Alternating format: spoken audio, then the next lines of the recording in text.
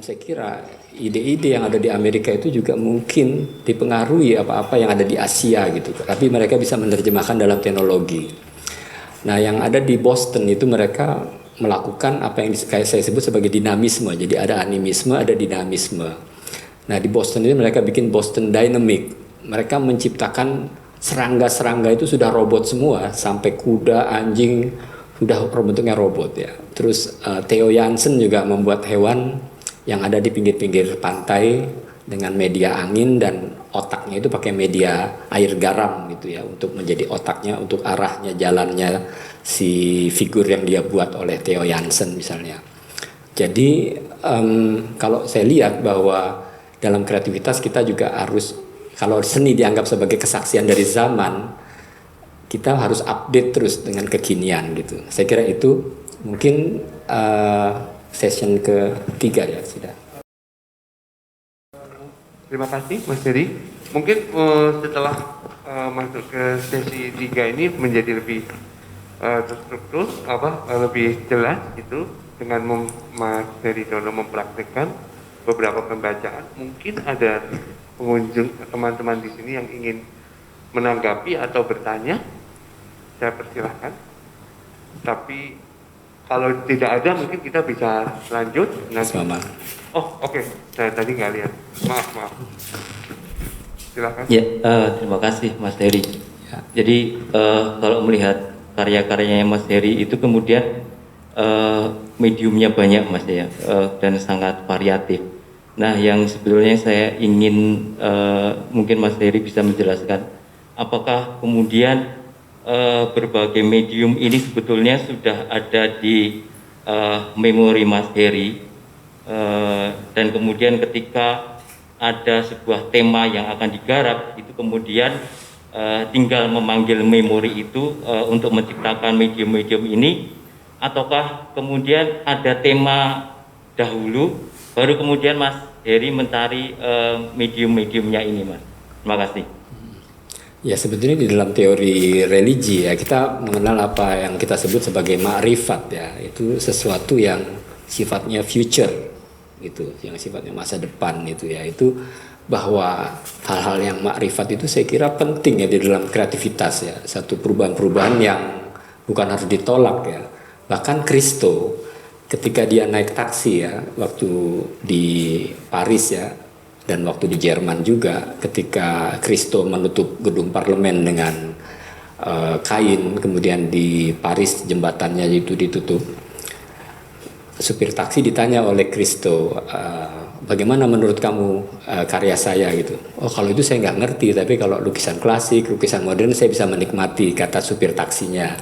Terus Kristo bilang begini, Anda beruntung, sebetulnya Anda menemukan investasi baru tentang estetika yang belum pernah Anda lihat gitu ya.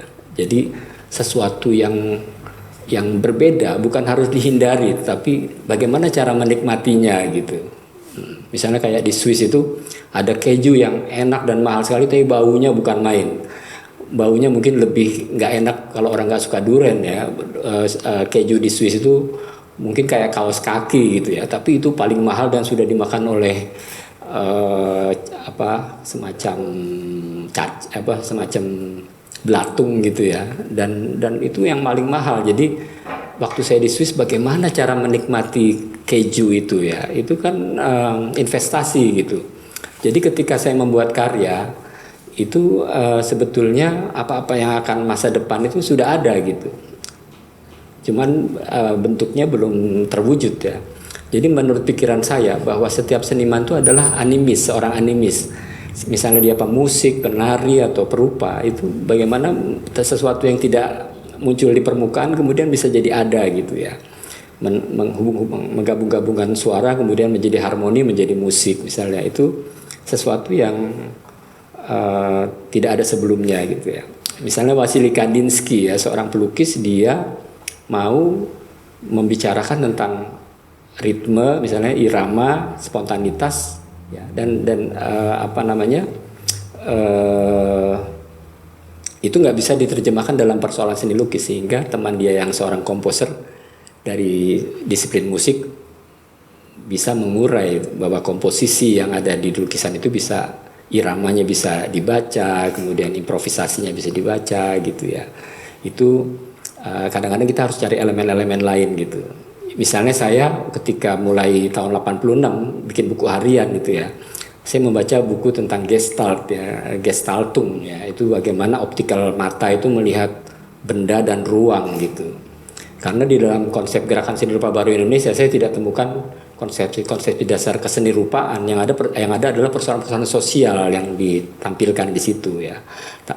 Dari formula-formula seni rupanya saya cari di konsep mandala misalnya. Mandala itu dalam konsep misalnya Tao Te Ching ya atau Taoisme, dianggap bahwa elemen-elemen yang ada di alam semesta itu sebetulnya ada di dalam tubuh manusia gitu. Karena tubuh manusia adalah elemen dari mikrokosmos gitu.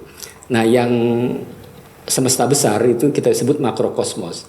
Bahwa elemen air, elemen api, elemen tanah ya, sampai elemen udara dan ether ya itu sebetulnya ada di dalam tubuh manusia. Misalnya orang Jawa melihat kalau ada orang tertawa atau menangis itu ada air yang keluar dari matanya, itu kalau senang atau sedih itu keluar dia karena air itu dari mata gitu. Terus kalau api itu dari telinga, ketika orang marah atau mendengar apa terus kupingnya jadi merah misalnya. Udara itu dari hidung, terus apa-apa yang kita makan dari tanah itu lewat mulut kita gitu. Jadi sebetulnya dalam konsep mandala dan gestalt ya itu saya gabungkan untuk mencari konsepsi seni instalasi gitu, dimana konsep keruangan itu sangat perlu daripada hanya benda-benda seperti dalam patung ya itu misalnya karya ini misalnya ini bisa jadi patung kalau cuma begini, tapi ketika misalnya dia digerakkan gitu dia bisa jadi karya instalasi gitu ya di dalam sesuatu hal di mana ada bunyi dan apa. Dan juga bisa dipakai untuk pertunjukan juga kalau diletakkan di kepala gitu ya, dia mau goyang-goyang gini ya. Jadi saya kira seni-seni instalasi dan apa itu lebih dari yang konvensional ke yang non konvensional seperti itu. Jadi apa-apa yang saya buat itu sebetulnya melalui apa-apa yang dari keterbatasan. Jadi kalau kita mau kreatif kita harus lihat keterbatasannya apa nih. Pagar-pagarnya apa? Bagaimana caranya membongkar pagar atau melewati pagar itu gitu. Terima kasih. Semoga sudah cukup menjelaskan. Mungkin berikutnya Mbak Jenny dulu. Silakan. Saya ingin menyampaikan apresiasi yang sangat besar karena performative lecture-nya bukan hanya substansi yang sudah disampaikan, tapi sampai penataan ruang, semua elemen-elemen. I love the ding gitu. Itu juga menjadi suatu interaksi yang sangat menyenangkan dan struktur yang sudah disampaikan itu juga enak sekali untuk bisa disampaikan. Tapi yang pertanyaan akan muncul. Saya jadi sangat penasaran kapan Mas Heridono merasa sadar, betul-betul sadar koneksi dengan nilai-nilai yang ada di budaya-budaya atau culture, Javanese culture yang sudah mungkin sejak lahir sudah merasa sudah besar bersamanya, tetapi ada momen yang seperti tadi mengenai mempelajari toleransi lewat gamelan itu saat di Berlin dan tidak di Jogja seandainya gitu ya. Jadi saya agak penasaran apakah harus keluar dari tempatnya untuk akhirnya merasa terconnected gitu ya dengan sesuatu yang sebenarnya sudah how do I say this? It's been with you since birth seandainya gitu ya. Jadi apakah sempat mikir kapan ya secara sadar itu ternyata gitu ya, ternyata ini sesuatu yang sekeliling saya bersama saya menjadi bagian identitas, tapi akhirnya bisa merasa klik dan beyond hanya bentuk. Ya, terima kasih Mbak Jenny. Jadi sebetulnya saya itu dilahirkan sebagai dari keluarga Jawa ya. Ibu saya juga dari Jogja, bapak saya juga dari Jogja. Cuma saya lahir di Jakarta. Dan di Jogja itu saya berusaha untuk tidak belajar, tidak memakai bahasa Jawa untuk komunikasi. Karena kalau bisa bahasa Jawa terus banyak larangannya. Jadi orangnya bilang ora ilok gitu. Misalnya bikin wayang yang pakemnya itu lain terus langsung diarahkan supaya jangan salah gitu ya. Padahal saya mencari yang salah di mana gitu. Kalau di dalam konsep pluralisme itu kalau kebenaran itu plural berarti kesalahan bagian dari kebenaran itu kan. Jadi ketika saya bikin wayang yang cerita Batak atau gamelan of rumor, gamelan-gamelan yang eksplorasinya tidak memakai pakem-pakem itu, saya dianggap outsider gitu. Saya di sini dianggap orang luar nggak apa-apa asal tertarik kebudayaan Jawa gitu ya.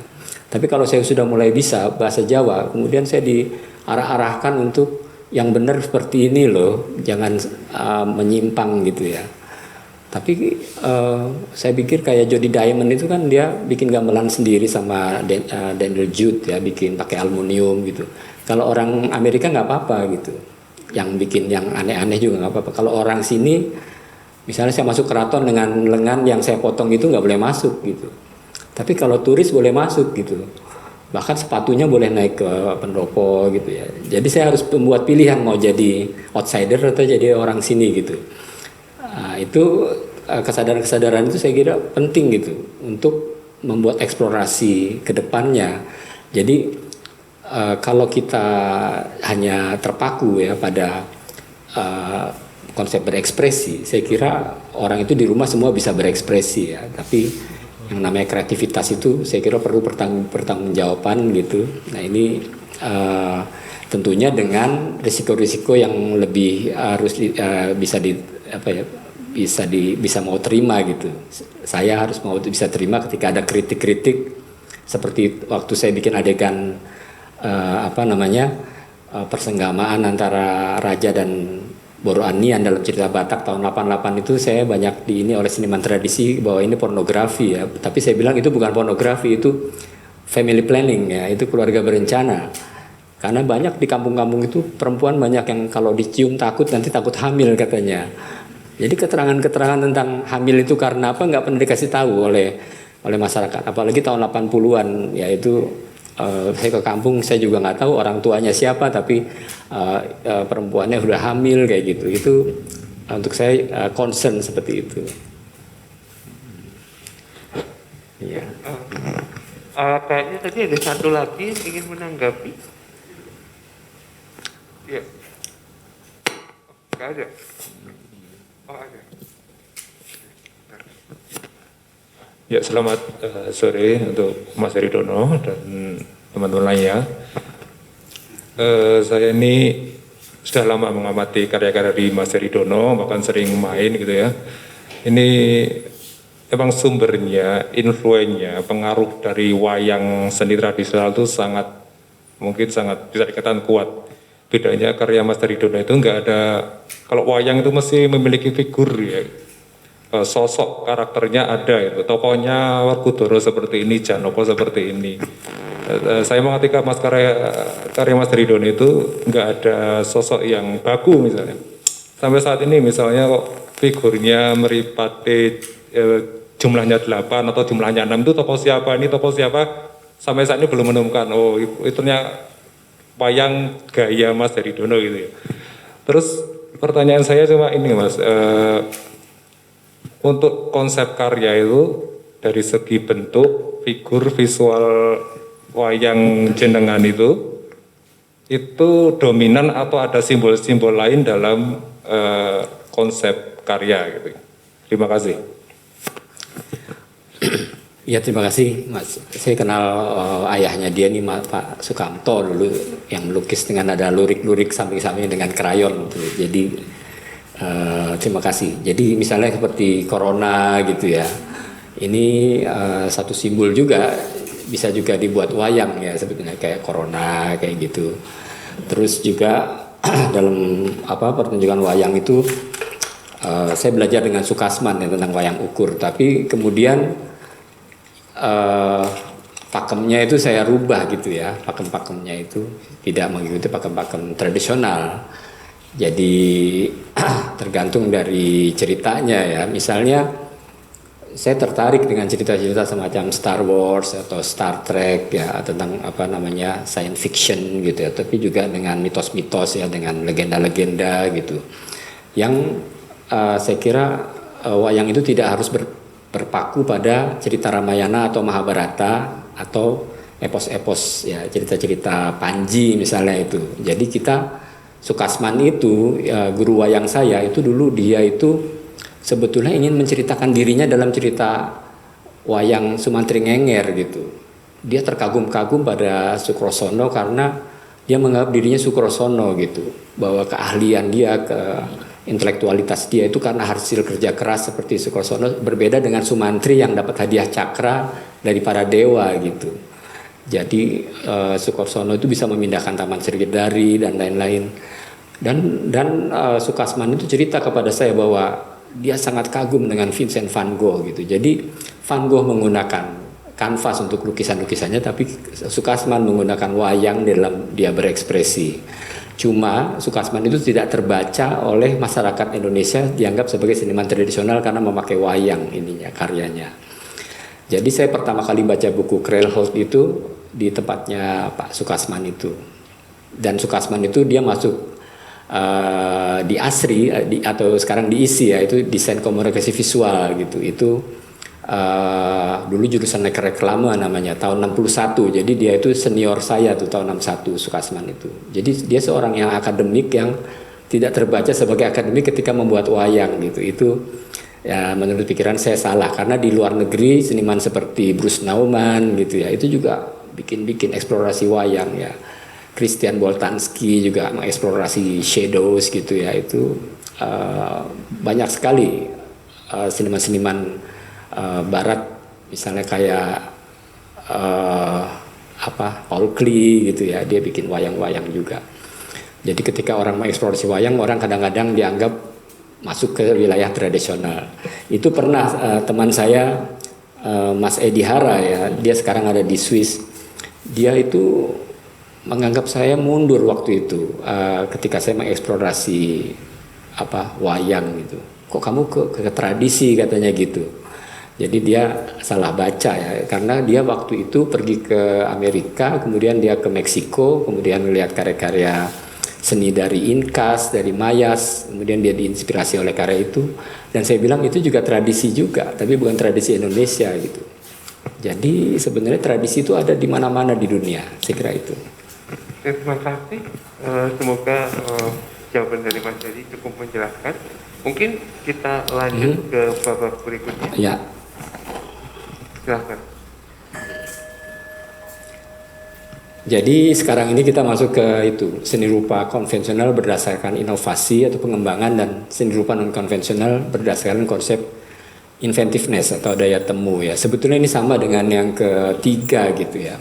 Karena sebetulnya ketika saya diminta untuk buat performative lecture gitu, saya harus cari-cari poin-poinnya apa gitu.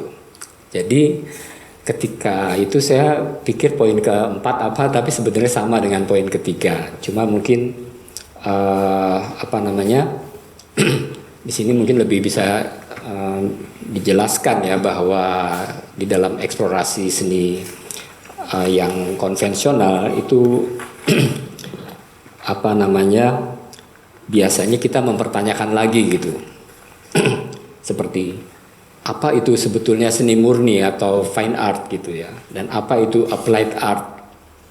Jadi ketika saya ke pasar seni Ancol ya di Jakarta itu, banyak seniman-seniman memakai media-media fine art ya, seperti lukisan, seperti patung atau grafis, tapi semuanya by order gitu.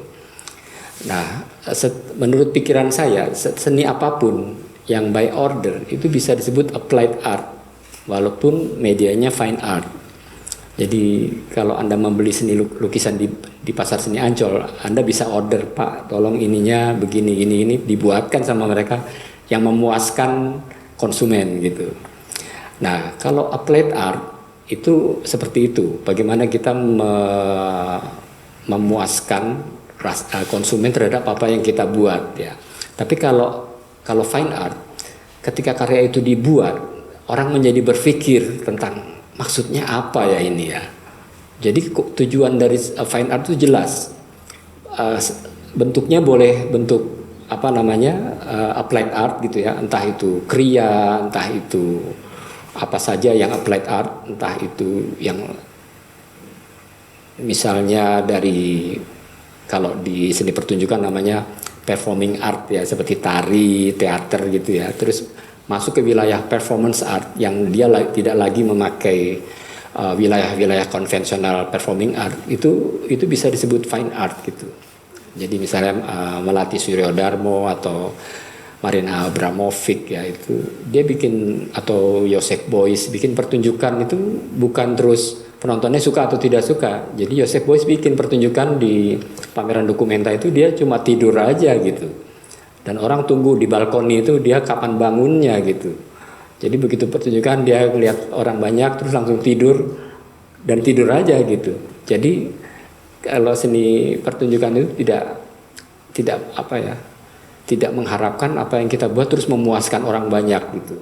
Nah, dengan konsep seni murni, jadi saya mencoba untuk menelaah seni murni itu jangan-jangan sesuatu seni yang tidak bernegosiasi dengan apa yang orang suka atau apa yang konsumen suka gitu. Jadi ketika seniman berkarya tidak ada agitasi ataupun infiltrasi ataupun tekanan-tekanan kepada seniman ketika dia berkarya gitu. Nah, di situ saya kira konsep seni murni itu sangat penting sekali ya, karena kalau kita lihat misalnya seperti Andy Warhol, seumpamanya Andy Warhol itu lahir di Jogja, dia mungkin cuma kerjasama dengan Dagadu paling, atau seniman nyablon gitu. Jadi karena Andy Warhol ini karyanya silkscreen ya, jadi pasti di sini dianggap seniman terapan gitu. Ini applied art nih, jadi nggak bisa masuk seni murni. Untungnya Andy Warhol bukan orang Jogja, jadi dia dijadikan seni murni gitu. Itu. Terus ada Wim de Volle ya, Wim de Volle ini orang Belgia yang bikin tato di binatang-binatang seperti babi, terus nanti pernah ikut art jok juga itu. Dan dia kadang-kadang pergi ke Bali dan ada artisan-artisan dia yang membantu dia di Bali misalnya gitu. Jadi walaupun dia terkenal di dunia, tapi hampir sama satu lagi seniman, siapa namanya, yang temannya Jeff Koons itu yang tinggal di Bali itu, lupa saya, biasanya ke rumah tempatnya Antang Wiharso itu, saya lupa namanya. Jadi banyak seniman-seniman dunia yang mencari artisannya itu di Indonesia seperti itu.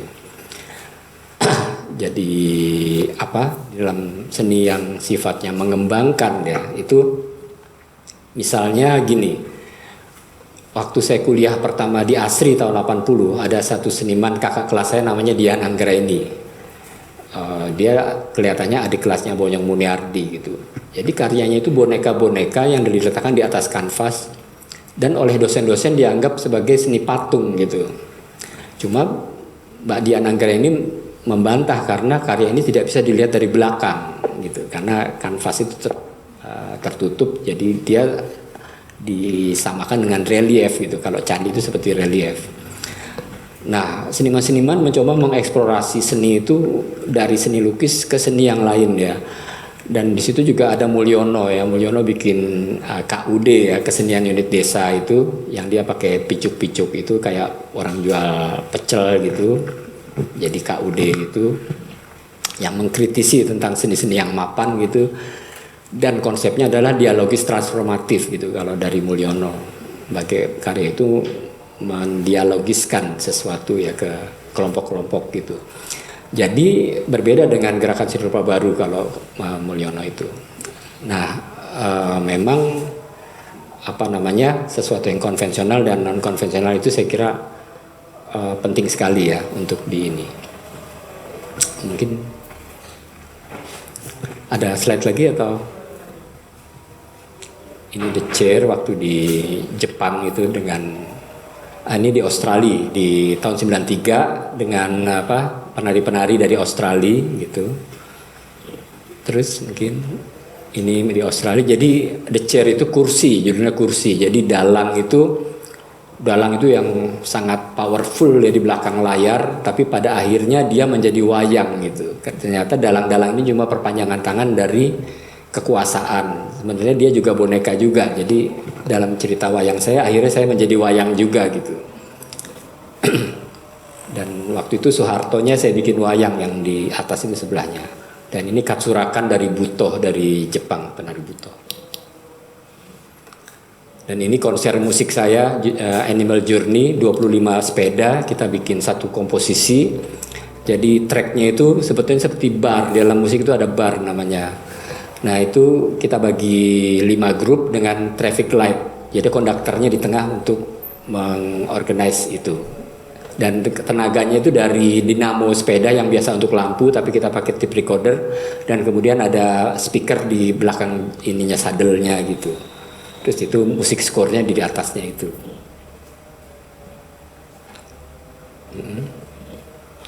Nah ini di Naoshima, Pulau Naoshima ketika Yayoi Kusama pertama kali pasang pumpkinnya itu di sana gitu. Dan saya membakar patung yang sebetulnya ada satu kota yang waktu Perang Dunia Kedua itu akan dibom oleh Amerika, tapi salah tempat. Jadi harusnya Fukuoka yang bukan satu kota industri, tapi mereka pindah ke Fukuoka, sehingga Fukuoka jadi kota besar dan kota ini jadi kota mati gitu. Dan itu banyak bangkai-bangkai mobil atau motor yang saya rangkai kemudian saya bakar gitu di Pulau Naoshima.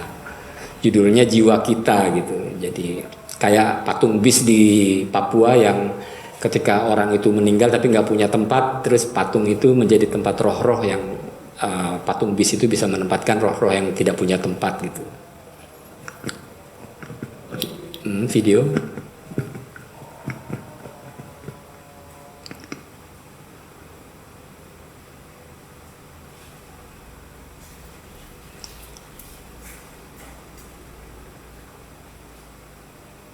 Bentuk makhluk atau perilaku lain yang mampu melakukan keseimbangan.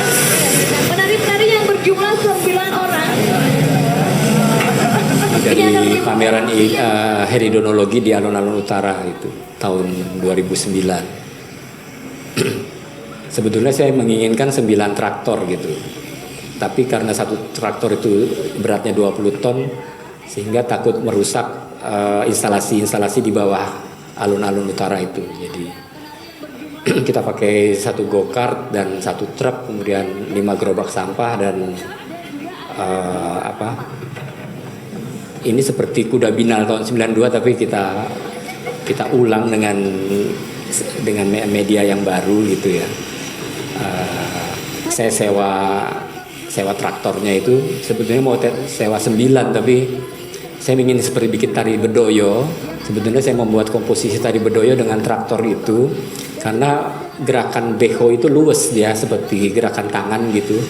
Dan tadinya saya mau pakai screen besar untuk mengconducting drivernya gitu, untuk membuat konfigurasi 9 traktor itu dengan konsep bedoyo gitu. Jadi saya bikin tari traktor Jogja. Jadi ini mungkin suatu saat mungkin bisa berkolaborasi dengan koreografer atau yang lain-lain di tempat yang tidak ada instalasi apa-apanya dan membuat tari bedoyo tapi dengan traktor gitu. Karena saya terinspirasi dengan film Baraka gitu. Jadi film itu film tahun 74 ya. Di situ bagaimana manusia itu memuji tentang alam semesta, tentang kehidupan, tapi juga di satu tempat juga menghancurkannya gitu. Jadi traktor itu sebetulnya bisa dualistik, bisa menghancurkan, bisa membangun gitu.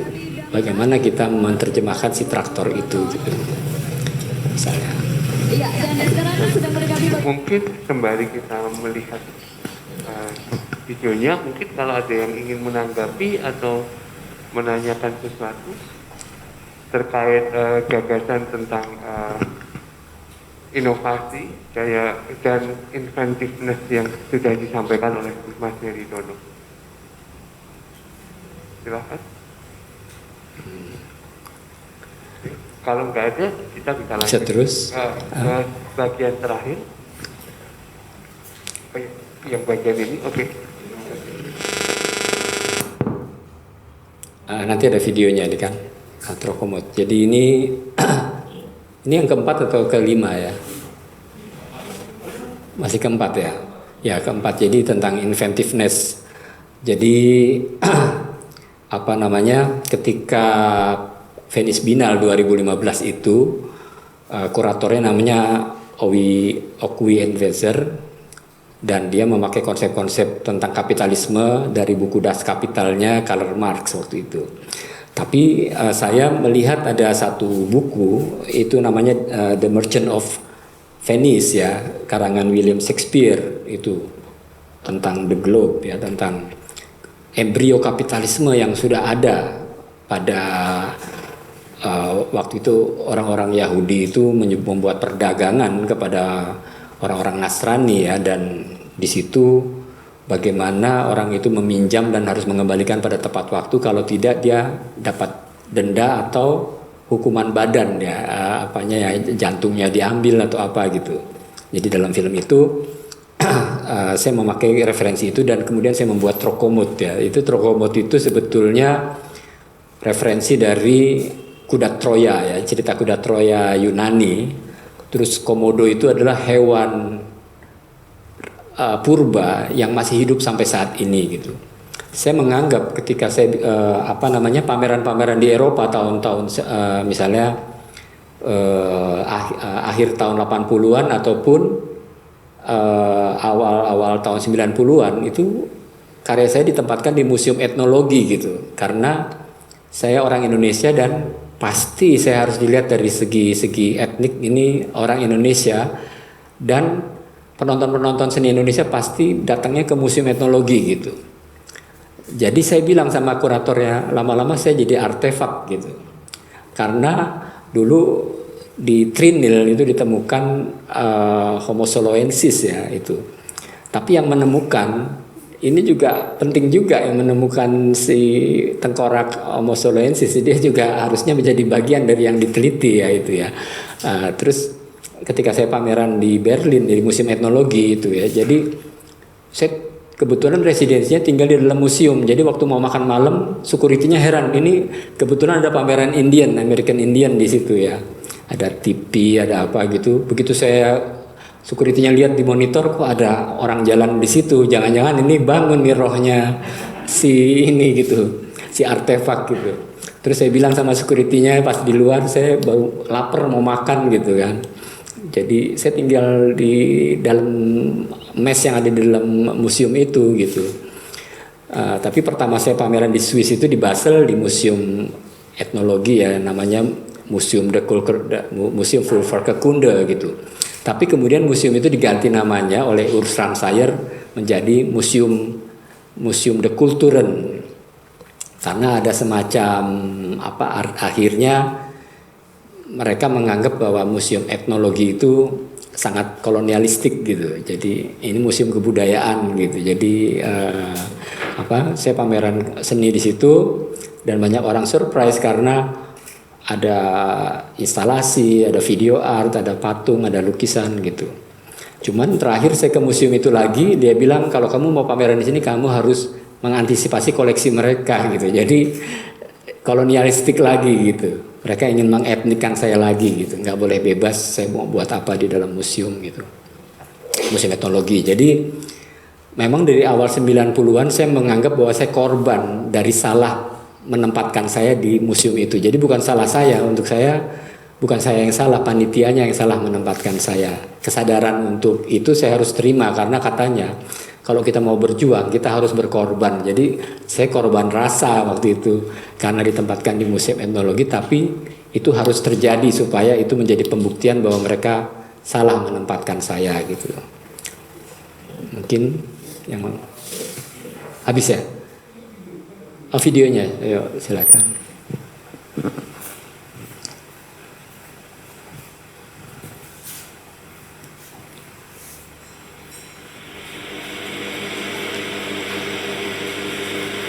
Jadi di depan itu ada running text itu dari Sumpah Palapanya Pati Gajah Mada gitu, di dadanya itu.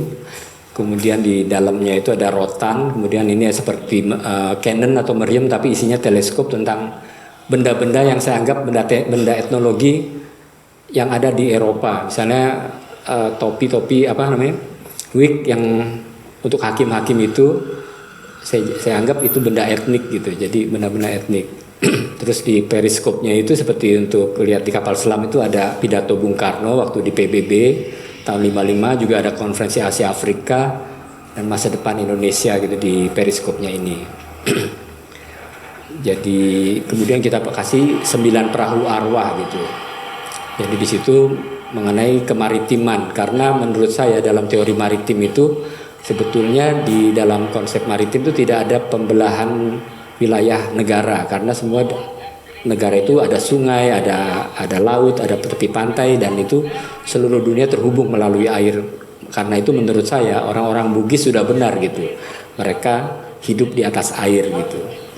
Jadi ini di dalam periskopnya, dan ini ada agama-agama dari seluruh yang ada di Indonesia, di seluruh dunia saya masukkan di situ, di langit-langitnya itu dengan batik, dengan media batik. Nah ini perahu-perahu arwah gitu. Jadi di Venice Biennale itu dimulai dari selama 6 bulan ya, kalau nggak salah dari bulan Juni apa Juli atau April gitu, pokoknya 6 bulan dia ininya. Jadi ketika pameran berlangsung, dalam pembukaan pameran itu saya sakit demam gitu. Jadi orang mau foto-foto sama sayanya sudah ada di apartemen dan sakit waktu itu. Terima kasih.